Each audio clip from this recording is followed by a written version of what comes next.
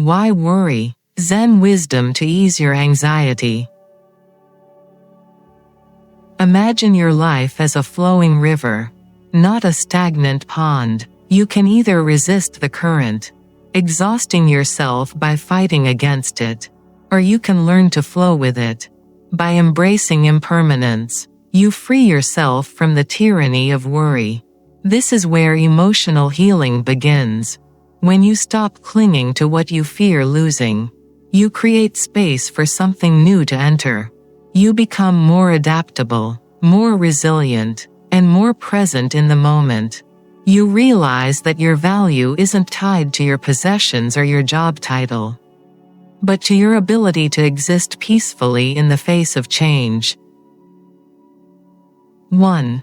The invisible cage. Why we're taught to worry. Imagine you're driving on the freeway. The sun setting in a brilliant blaze of orange and purple. It's the end of a long day, and a quiet sense of calm finally settles in. Then, a thought flickers. Did I remember to send that email? Instantly, the peaceful moment shatters. Your mind is off to the races, replaying conversations, analyzing potential mistakes, and conjuring up worst-case scenarios for tomorrow. This isn't just a fleeting thought, it's a feeling so familiar, so ingrained in our culture. We barely even question it. We've been taught that this nagging voice, this constant worry, is a sign of responsibility. If you're not worrying, you're not trying hard enough, right? This pervasive belief has built an invisible cage around our minds, a cage of our own making, and it's holding us hostage. We are conditioned to believe that anxiety is a form of preparation. We worry about our finances to avoid a crisis. We worry about our jobs to stay ahead. We worry about our health to prevent illness. But this constant state of high alert, this unending stream of anxiety-driven thinking, doesn't actually help us. It simply drains our energy, leaving us exhausted and unable to find a moment of genuine peace, let alone the deep sleep we so desperately need to recharge. The irony is, the very thing we think is keeping us safe is actually making us sick. It's a paradox of our modern life, where our pursuit of security has led to a deep-seated feeling of insecurity. From a Zen perspective, this isn't just a flaw in our thinking, it's a fundamental misunderstanding of what the mind is for. We treat our minds like a problem-solving machine that must be running 24/7. But the mind is more like a clear lake. When you constantly throw rocks of worry into it, the water becomes muddy and distorted.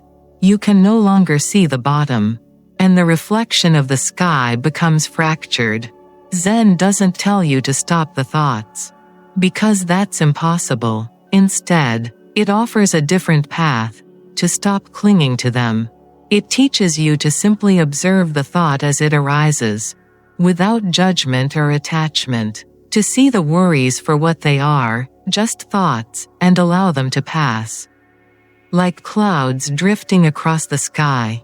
This simple act of mindfulness is the key to unlocking the cage, to finding a way out of the constant mental chatter and reconnecting with the quiet, still center that lies beneath it all. This is the first step toward true healing and breaking the cycle of worry that keeps us from living fully. 2. The Zen of Impermanence, mastering the art of letting go. We are a culture built on permanence. We strive to build careers that last, relationships that are stable, and a sense of self that is unshakable. We are taught to control our environments, to secure our futures, and to plan for every eventuality. So when something breaks, a job is lost, a relationship ends, or a plan falls apart, it doesn't just feel like an inconvenience, it feels like a personal failure. We've been sold the idea that we can engineer our lives to be free from discomfort and change. But as a famous Zen saying goes, the only constant is change. This is the profound truth of impermanence. And it's also the most powerful tool for ending the cycle of worry. Consider for a moment the profound worry many people carry about losing their jobs. They spend countless nights unable to sleep, rehearsing arguments and outcomes, and running endless scenarios in their heads. This isn't preparation, it's a form of suffering. A futile attempt to control something that is fundamentally uncontrollable. Zen wisdom doesn't tell us to ignore this fear, it asks us to look at it head-on. It reminds us that your career, your financial security, and even your physical health are all in a state of constant flux. Trying to hold on to them is like trying to cup water in your hands. The more tightly you squeeze, the more quickly it slips away. Zen offers a different path, the art of letting go. This isn't about giving up or accepting defeat. It's about recognizing that trying to control the uncontrollable is the true source of your stress. Imagine your life as a flowing river, not a stagnant pond. You can either resist the current, exhausting yourself by fighting against it, or you can learn to flow with it. By embracing impermanence, you free yourself from the tyranny of worry. This is where emotional healing begins. When you stop clinging to what you fear losing, you create space for something new to enter. You become more adaptable, more resilient, and more present in the moment. You realize that your value isn't tied to your possessions or your job title, but to your ability to exist peacefully in the face of change. This is a radical shift for a culture obsessed with permanence, but it is the key to finding true and lasting inner peace, and a significant step toward freeing yourself from the nightly grind of anxiety-driven thinking.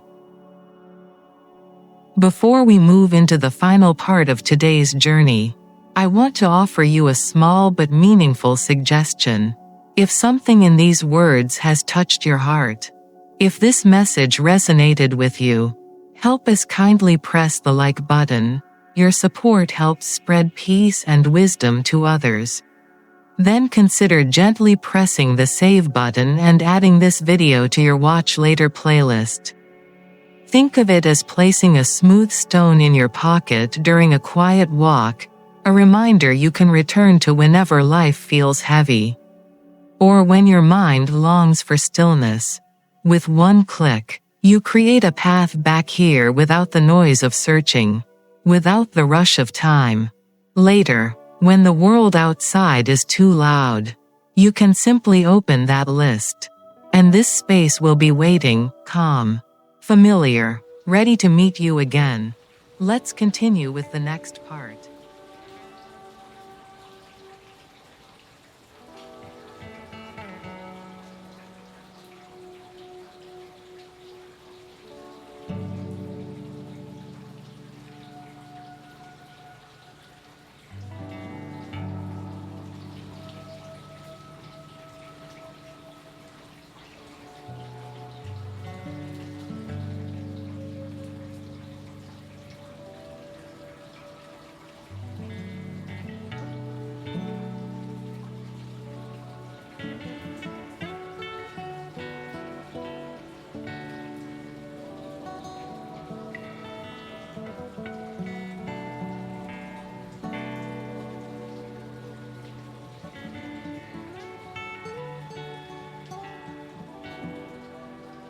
Three, the sanctuary of sleep, your Zen bedtime ritual.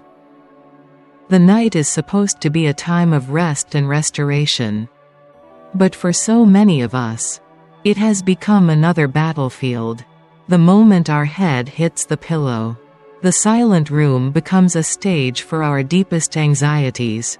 The endless to-do list for tomorrow, that awkward conversation from the morning, or a nagging financial worry, they all rush in. replaying on a loop. This is not how we are meant to live. The deep sleep you crave isn't just a luxury, it's a fundamental part of your well-being. A time when your mind and body can truly heal and recharge. Zen offers a powerful way to reclaim the night and turn your bedroom from a battleground into a sanctuary. The key is to create a deliberate and sacred transition from the doing of your day to the being of your night. Think of it not as a list of things to do, but as a ritual of letting go. Start with a simple practice, the 3-breath reset. Before you even get into bed, stand and take a deep breath. On the inhale, acknowledge the stress and worry of the day. On the exhale, consciously release it. Take a second breath, inhaling gratitude for something, no matter how small, and exhaling all the tension from your body. Finally, take a third breath, inhaling the peace you desire and exhaling any remaining resistance to rest. It's a simple, mindful act that signals to your mind and body that it's time to let go. The essence of this practice is to stop treating the night as a time to solve problems and start seeing it as an appointment with quiet. As Zen teaches, you don't need to force your mind to be still, you simply need to stop throwing new thoughts into it. When the anxieties inevitably creep in at 2 a.m., instead of fighting them, try a new approach. Acknowledge them calmly, perhaps by whispering to yourself, "There's that worry about the project again." Then, gently, with the softness of a feather, return your attention to the rhythm of your own breath. You are training your mind, just like you would train a puppy, to return to a place of inner peace. This nightly ritual isn't just about anxiety relief. It's about building a muscle of peace that will serve you throughout your life. It's the ultimate act of self-healing, allowing you to finally rest deeply and heal. Thank you for joining me on this journey. The wisdom of Zen isn't about escaping life's challenges but about learning to navigate them with grace. The path to deep sleep and inner peace begins with a single step: letting go of the need to constantly worry.